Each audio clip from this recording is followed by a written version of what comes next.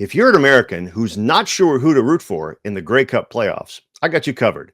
In this video, we're going to talk with two huge fans of the team in the Canadian Football League's smallest market. We're going to look at the history of one of the oldest professional football teams in North America, and we'll talk about how the CFL is changing. That's all coming up on this episode of Sports Rewind. Hi again, everybody. Welcome back to Sports Rewind, where we take a new look at the old. If it's overlooked or misunderstood in sports history, we're going to talk about it. I'm your host, Ken Tomash, and I want to thank everybody who's taken the time to look at our first couple of videos. Really appreciate you. We're going to do something a little bit different today, though. Instead of looking at a specific game or a moment, we're going to talk about a team and a community.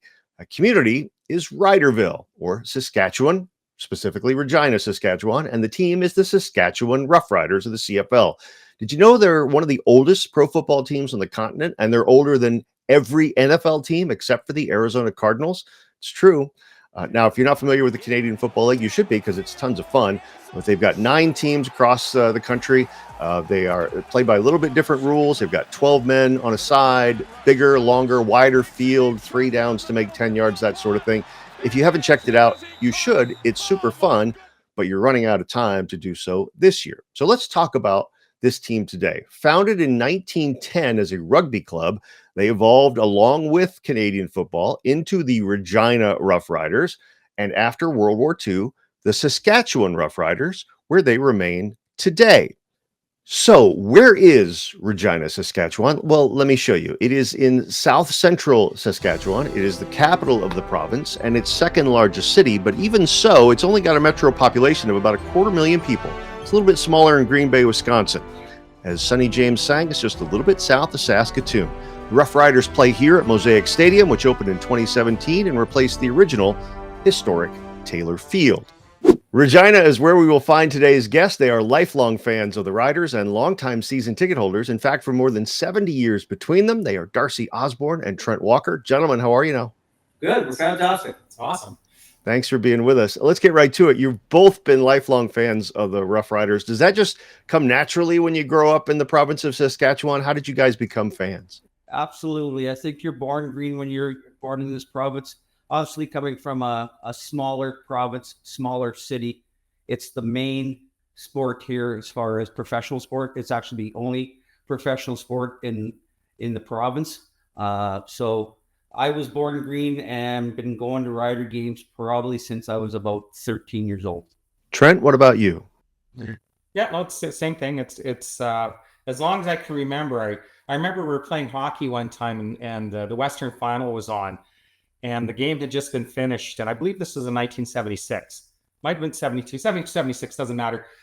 Some guy came running into the hockey rink. We won the game. We're going to the Grey Cup. And so just being a little kid, that already had a sort of an impact on watching the Riders. And of course, everybody was cheering and screaming and so it's pretty impressionable time for young. So it's like inbred into us. Now, how long have you guys been season ticket holders? I've been 43 years, Trent. 25 straight, but I took a break in between. So probably about 30 years for me over two time periods. Yeah. Now, what does this club mean to the community there? The club is huge to the community.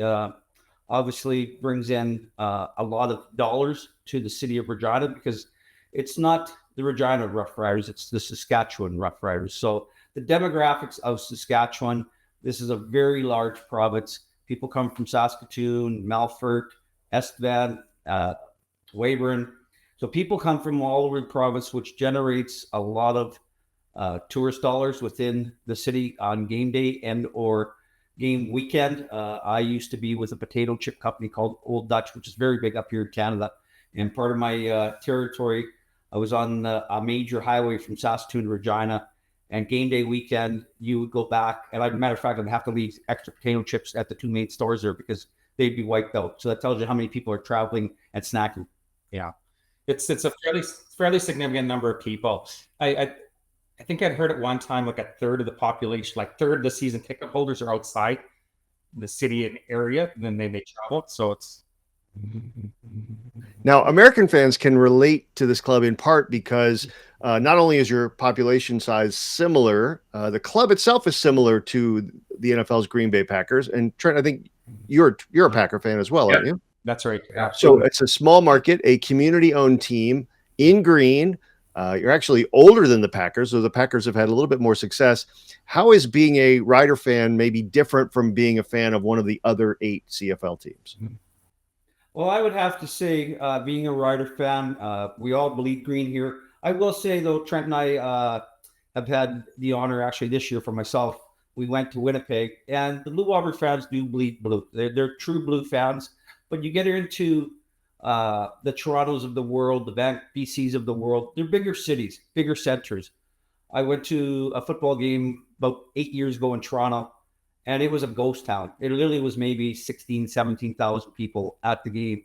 I was blessed enough to be sitting with a good friend of mine, and we had box seats, which was quite memorable and quite enjoyable. But the Riders are just a huge part of this community. We're not getting quite the attendance I feel we should be right now at this present time for how well we're doing, but that has a lot to do with, I believe, our upper management. So yeah, I have a little different view on that. I think that COVID kind of changed everything. It really had an impact. I think their habits changed a little bit. We have really good TV coverage, and so what happens, you can sit in your living room and watch a home game, which I don't have to convince people.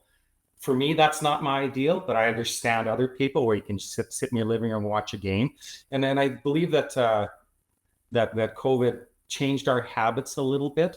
This is not scientific. It's just, but certainly things have changed after COVID. And I think another piece that's come up is CFL fans tend to be an older generation, an older group of folks. And so we're working on getting a younger group in. Now, the Riders do a pretty decent job of getting younger people in since we've had our new stadium. It's if there's one portion of the stadium where you can stand and it's like going to the bar, it's all young people. They're all visiting. You can watch the game or not. And it turns into a social event. But I think across the league, they're looking at how can you get a younger demographic. And the Riders, they haven't lost any. We're still going, but we do have some younger people. But it's the demographic has changed as well, because there's so much more going on. TV, you can stream events. We get a lot of American media here, so that has a huge influence on what the younger folks watch. I think we had touched base a little earlier, and we talked about just flag football, which is really huge in this city. NFL sponsors it, and so all the teams are named after NFL teams. I think the CFL probably dropped the ball on that. In regards to what a great way to introduce young people to sport. If you're 8, 9, 10 and you're called the Ravens or the Packers, well, it's a natural pick or extension to start to watch. I play on the Packers. Well, I want to watch the Packers, right? Well, when I was growing up and I played football, we were called the Riders. We had other teams with CFL. Stampeders were there, and that's how you kind of relate to it a little bit. Anyways, that's not scientific. It's anecdotal as far as I'm concerned, but I think it has an impact. And I agree with Trent on that. The NFL has done an amazing job of marketing their game, like incredibly well. I mean, now they're playing in Mexico, they're playing in Europe.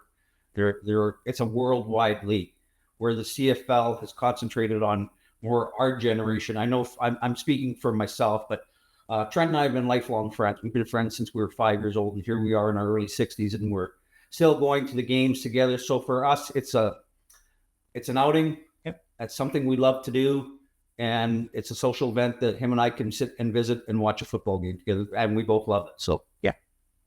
So let's take a look now at some great moments in this club's history. I mentioned they were formed in 1910, but they tasted bitter disappointment for many years after that. They'd actually lost 5 Grey Cup games in a row at one point in the late 20s and 1930s. But what we know today as the CFL came to be in 1958.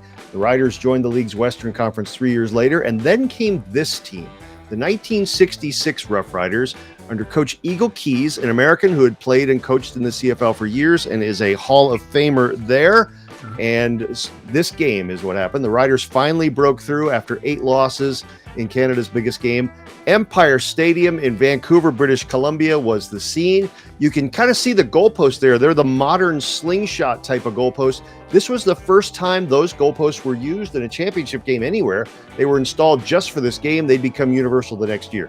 A matchup of 2 legendary CFL quarterbacks, Ron Lancaster for Saskatchewan, Russ Jackson for Ottawa. Lancaster threw 3 TD passes. The final one to Hugh Campbell, who would go on later to coach the Edmonton Eskimos to 5 straight Grey Cups and coach in the NFL, and very briefly, but also in the USFL. That made it 21-14 Saskatchewan in the fourth quarter. But what sealed it was a 31-yard touchdown run by one of the great names in CFL history and definitely in Rider history, Big George Reed. Guys, I know it was a long time ago. You were both very young, but what did this 1966 Grey Cup win after, finally after years of frustration mean to the people of Saskatchewan? I'd have to say victory, finally, right? Prairie people are very hard-working people. Most of the big community stuff here is farming. And farming is year to year. You never know. So finally, obviously I was 2 years old, so I have watched the 1966 game, and I quite laughed because they were smoking on the sidelines. The announcers were smoking during the game. So definitely a different world. But I think back then it was finally victory for the province, victory for the team, and celebration time. Because anytime you win a sporting event, it's always time to celebrate. Now, speaking of long gaps, it would be another 23 years before the Riders won again. But this was one of the great games in the long history of Canadian football. November 26, 1989, in Toronto at what was then the Sky Dome, Kent Austin threw for 3 scores, one to Ray Elgard, another to Don Narcisse, both great names in Rider history as well. But Hamilton matched the Riders shot for shot behind Mike Kerrigan, and it was just a back-and-forth game that was high-scoring, was great. Austin from Ole Miss with another touchdown pass here, and it looked like this game was headed to overtime because it was 40-40 late in the game. But Austin had time to work with. He had 44 seconds left to work with. He completed 3 passes to get Saskatchewan into position with just seconds left. And this is the moment where Dave Ridgway became the hero. You guys, I'm going to mix sports here, but is this kind of like a Paul Henderson moment for folks in Saskatchewan when Dave Ridgway hit this to win the Riders their Grey Cup? I would have to say, for myself personally, I do remember the Paul Henderson moment. Obviously, I was a lot younger, but for me, I remember 1989 like it was yesterday. It was celebration. It was fun. Obviously, much younger. Maybe not as well as behaved I am. 61 years old now. But yeah, it was that. Just honestly, I'll be honest with you, Ken, just watching those highlights brings shivers to me. I can just feel my heart fluttering because it's so exciting. And that's the Robo Kicker. I don't know if you knew that was his nickname. I did not. No, yeah, we called him the Robo Kicker because Ridgway was always making, like he never missed, or it seemed that he never missed. So we knew he was Mr. Automatic at that point in time, and that cemented his legacy in our history as well. And that was a lot of fun. We're younger at that point in time, so it was. You could balance the social nature of watching football, and that was a good time. Well, and if you see behind us here, I have 2 jerseys. I have a lot of Rider memorabilia in my basement. But number 71, Bobby Jurison was part of that team. Number 80, Don Narcisse, who caught a touchdown, was part of that team. Don Narcisse and I are still friends to this day. I've kind of lost touch with Bobby, but I know if he came to town, he'd shoot me a text or come for a visit, because I've had the great pleasure of being involved in camps that Don Narcisse put on with these 2 gentlemen. And Trent and I have been truly blessed. We've met some great CFL Hall of Famers through this Don Narcisse football camp. And that's part of the difference, too, with the CFL and its connection to its communities, in that here in the States, professional football players are icons or maybe at a distance, but you seem to be much closer to them. Just the general rank and file fan seems to be able to get much closer to their heroes than we can here in the States. Is that fair? Yes. Yeah. And I think absolutely. And so we've been to a number of Grey Cups. We've had 4 in Regina here that we've been to, and we've been to Hamilton for one, we've been to Edmonton for one, and Winnipeg for a Grey Cup, and it is the same. It's very much small town community feel to it, even in the larger centers, and I think that's the difference where the football players are your neighbors, and when you go out to the restaurants, you can see them. You go out shopping, you can see them in the neighborhood. I know, like Trevor Harris currently was talking about, he was out shopping, and in a good-natured way, he's getting pressure. You guys have to win, Everywhere you go, they can't avoid the fans here. Where I think in a large American city, or even a larger Canadian city, you can, in some ways, just blend into the crowds, where it's impossible here to do that, just because of the smallness of the community, and that adds to the local feel of it, and that adds to the ownership. So you feel part of the team, because they're just not somebody on TV. There's somebody that you're running into in the community, and the players, from my experience, have always been friendly and saying hello back. But in saying that too, a lot of the players there, again, I'll go back to these camps. Trent, like I said earlier, Trent and I have been blessed to meet a lot of CFL Hall of Famers.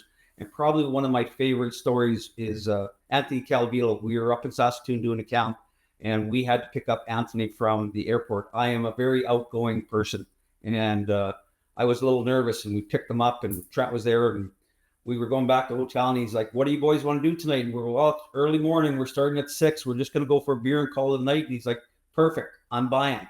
So we went and sat in the lounge and had a beer with a CFL Hall of Famer that bought us a beer. And while we were in that lounge, of course, there was fans from that were in the hotel, and I don't even think the man got to finish his beer. He was signing autograph after autograph after autograph after autograph. But down to earth, just normal people like us. Yeah.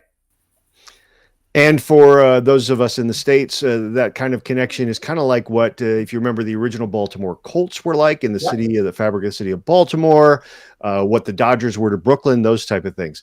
So now we saw Kent Austin in the last video, and by the time the Riders won it again, Kent Austin was the head coach of the Riders. Yes. 2007 Grey Cup, also in Toronto, but this time against your arch rivals, the Winnipeg Blue Bombers. Kerry Joseph, who will appear later in this show, former NFL defensive back, college quarterback, and we'll see more of him later. He finds Andy Fantuz for the score. The Riders won 23-19. How sweet was this one, especially to beat Winnipeg? Well, this one was a little nerve-wracking because Dinwiddie was the backup quarterback, and Kevin Glenn was the quarterback for Winnipeg, but he was injured, so he didn't play. So we were getting a little arrogant, thinking, well, this will be, this should be, we should blow them out, right? Because they have their backup quarterback again. But the game, as you can see, it was very close, and much closer than it should have been. Still won, but that one was a little more tense than we felt it should have been. But, it was awesome still. Absolutely. Very sweet. Now let's take a look at one you won at home in 2013 at historic Taylor Field. Last time the Riders won it, they beat Hamilton. Darian Durant was the quarterback. It was Corey Sheets who ran for 197 yards, a Grey Cup record. You guys already mentioned that you've been to numerous Grey Cups. Obviously, you were at this one. What was it like to actually be there? Amazing. Yeah, that's all I can say. The other good thing about this was Henry Burris was the quarterback for Hamilton. Henry Burris, he was our quarterback for a while, and he was everybody's quarterback for a while. But what Henry did was made football fun. We had a lot of lean years with the Riders, and when Henry started, we weren't winning, but we were scoring a lot of points and making it fun. So he became quite the local hero here. And then he left, I believe it was for Calgary for more money. So we got a little twisted. The fan base got a little twisted over that with him. Yeah. So with him quarterbacking this team, we were pretty happy to see that. We gave him a hard time. Henry's a great guy. We actually, when he was doing one of the football camps, he came out with us for an evening, and looks like a wonderful guy. But all's fair in love and sports, right? Yeah, the fans obviously in 2013, were chanting Henry's name, Henry. And at this game, Trent and I were blessed actually to have our own season tickets. So we were sitting on a regular seat, and we had some young guys sitting in front of us, and it was getting close, and they kept on saying to both Trent and I, "Is it time yet, old man? Is it time?" And I'd not yet. It's not time yet. Well, near the end of the game, when we sealed it up, I just said to them, it is time, boys. And I mean, we all just started celebrating, having a great time. Trent and I went out, and they call it the Green Mile up here in Regina. So we hit the Green Mile, and it was definitely a memorable night. Yeah. Now, it is not often that the Grey Cup comes to the Plains, but it was just announced that you guys are getting the game again in 2 years at your new stadium. So that's really exciting. Very exciting. And Trent and I have always volunteered for the Grey Cup games. We get interacted. It's great to meet football fans are football fans. And you get to meet people from all over Canada that are football fans. And it's a lot of fun when you volunteer. It really is. I mean, obviously there's a little bit of work to it, but we have a lot of fun when we volunteer. And it's a big deal here because you said it's a smaller city. So all the events are just packed. It's difficult. You can get in on Thursday night, but by Friday and Saturday night, it's almost impossible to get into some of the events. And I think that we've set the standard on how you can have a Grey Cup party and festivities. It's all under one roof. All the teams have their own venues that people go into.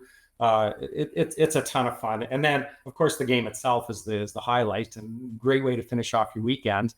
The only iffy sometimes it can be a little chilly here in November. But you dress for it, right? And they moved it up to, it's going to be November 7th, which is good because it doesn't sound like much, but 3 weeks here in the Flatlands makes a huge difference in prairies.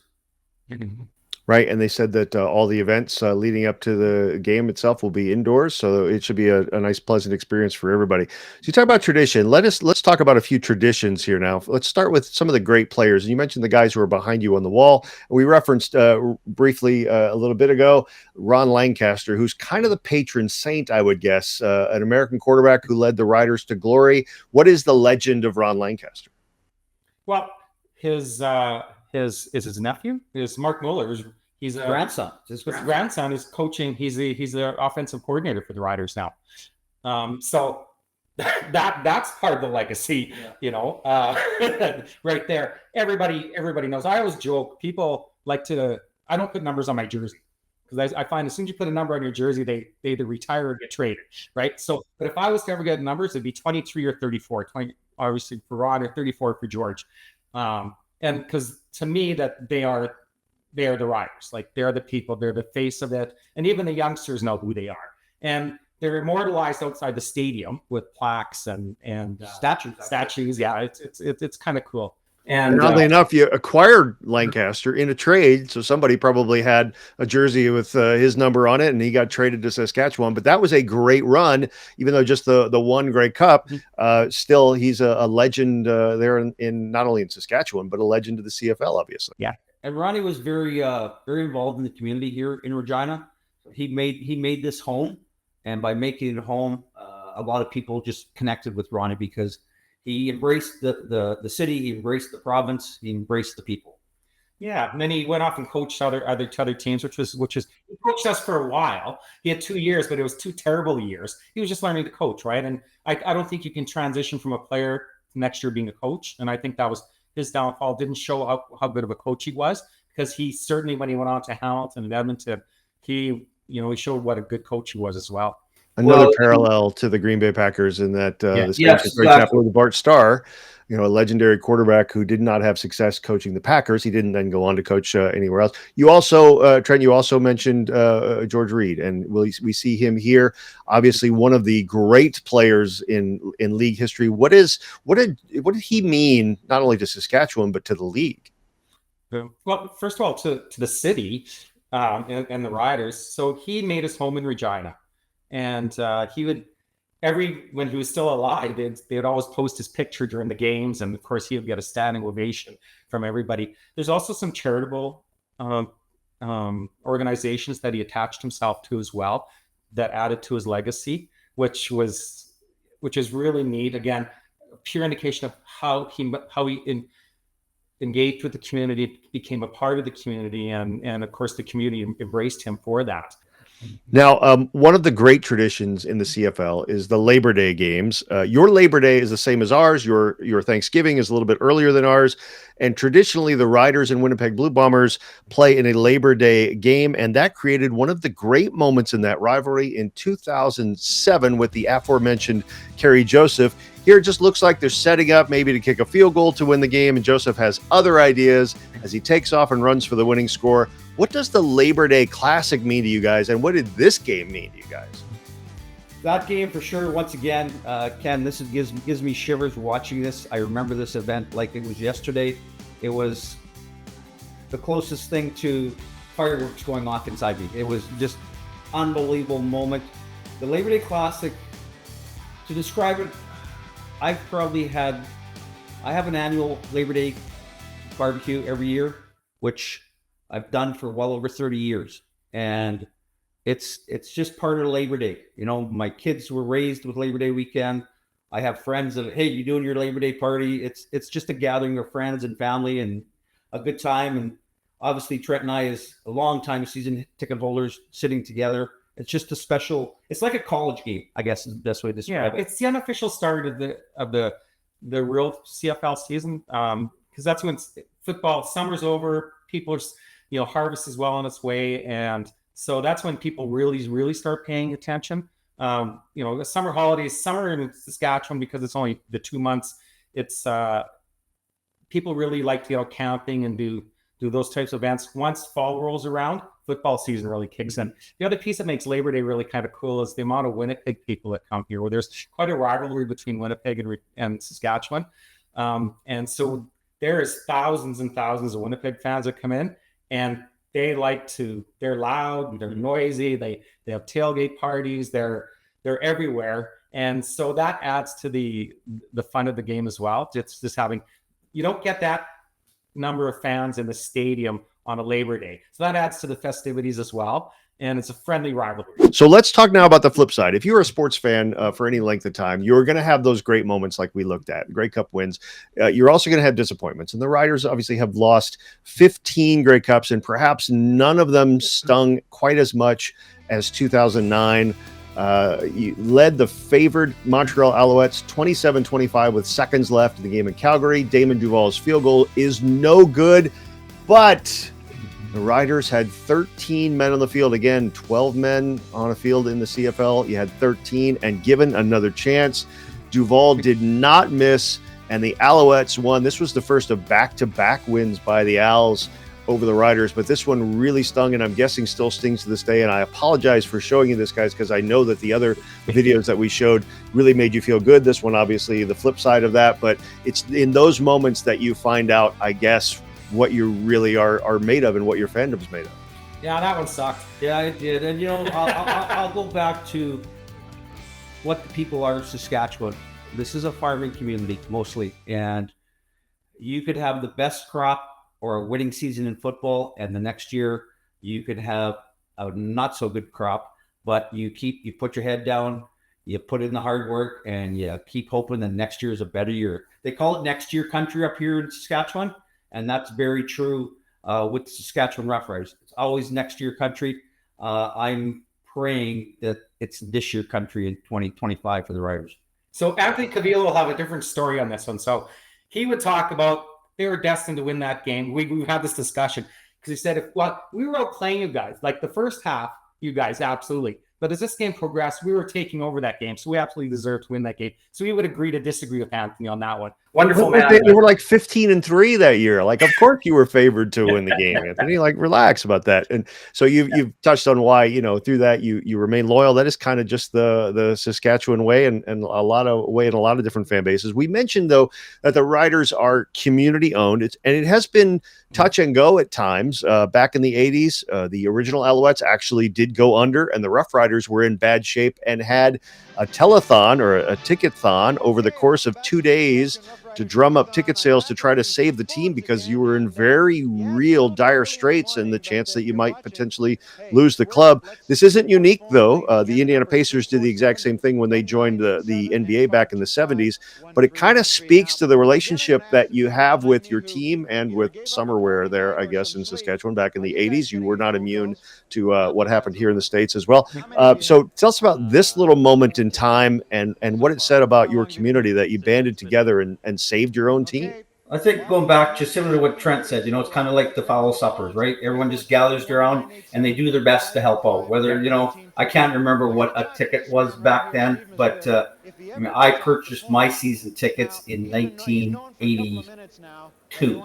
So, that's just, it was part of what you did here in Saskatchewan. So, there's not another professional team. So, you dig into the pocketbook and you take out a couple $100 or $300, whatever it was back then, and you support that team. We have another something else called a Telemiracle here. That's sort of has a similar concept of raising money like that, and it's all the money goes towards people with disabilities. So there's a provincial culture of doing that as well, of saying, okay, well, there's the sports team, it's struggling. We need to band together to do something. And I use the Telemiracle. For those who are familiar with Saskatchewan will know what I'm talking about. How it's every year we get together to say, we need to support this, and the community needs to do this because it's important to us. And it's important to everybody, and it's inclusive. And the riders are inclusive. They do a really nice job of including. It's because they're your neighbors, right? They understand this. They can't avoid. You can't hide in the city.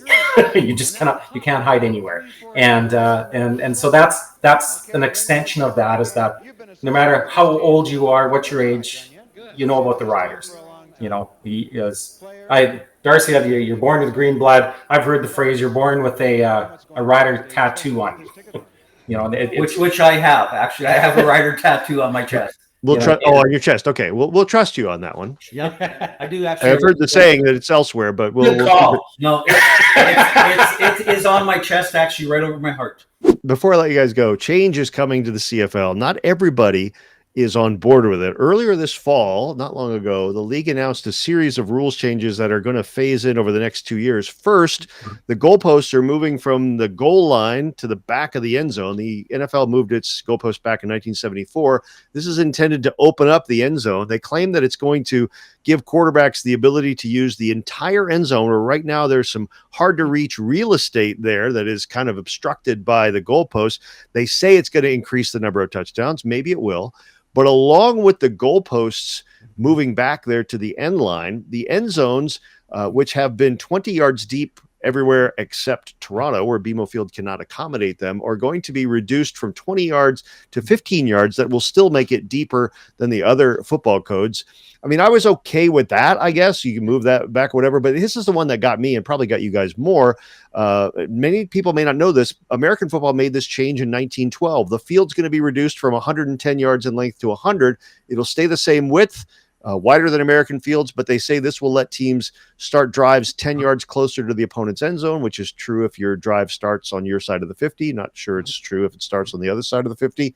I did not care for this particular change, but I will ask you guys, who obviously have far more invested in this than I do. There are some other little timing and ruse changes and things like that, but these are the big ones. What do you guys feel about these rule changes? I agree with the end zone changes. I agree with the goalpost changes.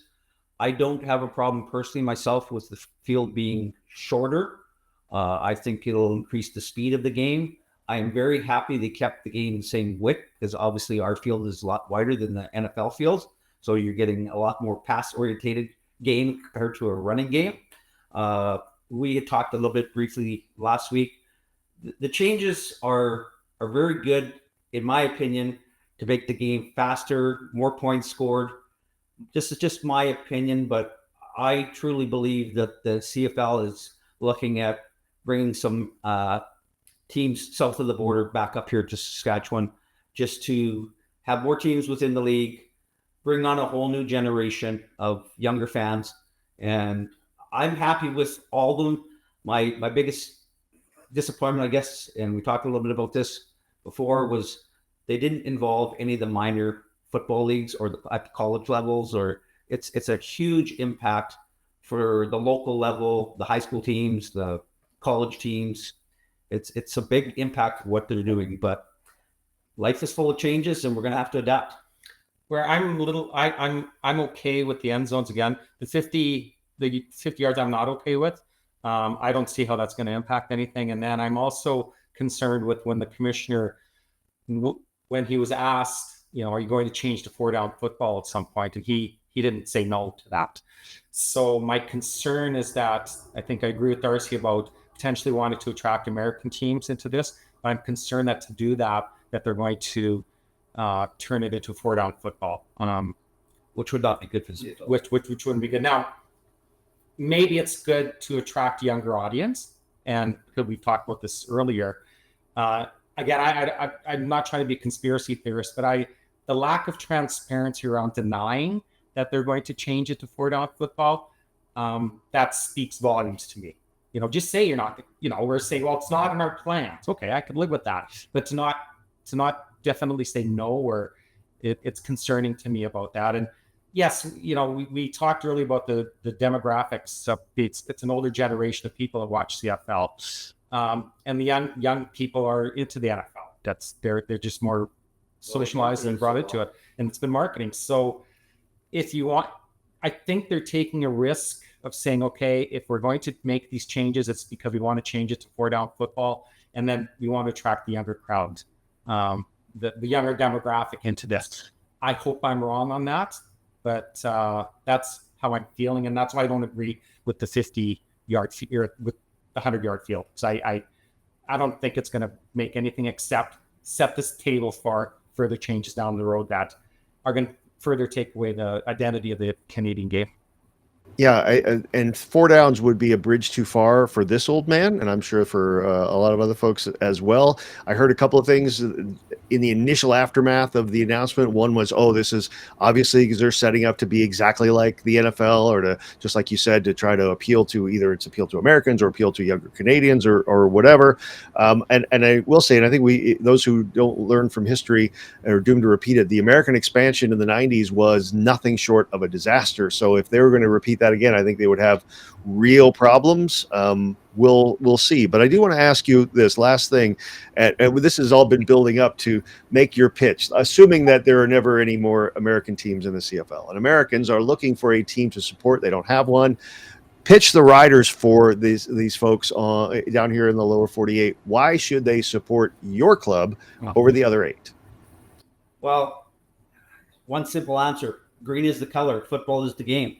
Yeah, and that's a slogan we have up here. Obviously, you could see our jerseys that Trent and I are wearing. I'm wearing the home colors. Trent wearing the away colors. The 2 jerseys that I have framed in the background are obviously both white with a green background. Green represents Saskatchewan. So if green means go, and that's what we do here in Saskatchewan. So go be a Rider fan for you people that are looking for a Canadian team to cheer for. We've always been the second favorite CFL team for everybody, the Riders, and it's part of it because of our all the Saskatchewan people that have moved out across the country. But the other part is because we're the lovable losers. We've been around a long time. We've only lost a lot of games, so people have come to appreciate us, and I think, and in seriousness, it's about the friendliness of our province and the people, and I think that's hey, come and join us, come and sit in the stands, meet somebody from Saskatchewan, and I think you'll see what we're talking about. I think we're just really down to earth, nice people. And I remember one game we were at, and it was a playoff game, and it was cold, and my ex-wife actually went home and got this gentleman a blanket and brought it back, because he was cold, and you don't find that very often. But one thing the Riders have done very, very well. I'm in sales, marketing. The Riders have marketed this logo or brand very, very well. You don't see many people that don't have that S on them. We're similar to, I know there's a lot of NFL teams down there, but the Dallas Cowboys have done an amazing job of marketing down in the United States, whether you're a fan or not, but they have done a great job. And they always say the Cowboys are kind of like America's team, and the Riders are like Trent's, like Canadian team that people just love the Saskatchewan people because it's good people, right? So, well, you guys are living proof of that. And I will tell you, as an Argos fan, they haven't quite convinced me yet, but I will be cheering for you guys the rest of the way. So, awesome to hear. Darcy, Osborne, Trent Walker, thank you so much for coming on Sports Rewind. Thank you for having us. This is definitely an honor for myself, and I believe so for Trent. Like I said, we've been truly blessed to have a lot of positive experiences when it comes to CFL football due to the Don Narcisse football camp that we both were very heavily involved with. And this is something I never thought that I would be doing, but I'm very excited that I had the opportunity to do it. And I'll just say I'm blessed that I had this chance to do this. Yeah, thank you very much. This has been fun. Yeah. All right, appreciate it, guys. Just a reminder, the 112th Grey Cup game will be played November 16th in Winnipeg. By the time you see this, you will possibly know who the combatants will be. That's it for now. We'll see you next time. Till then, be kind, rewind.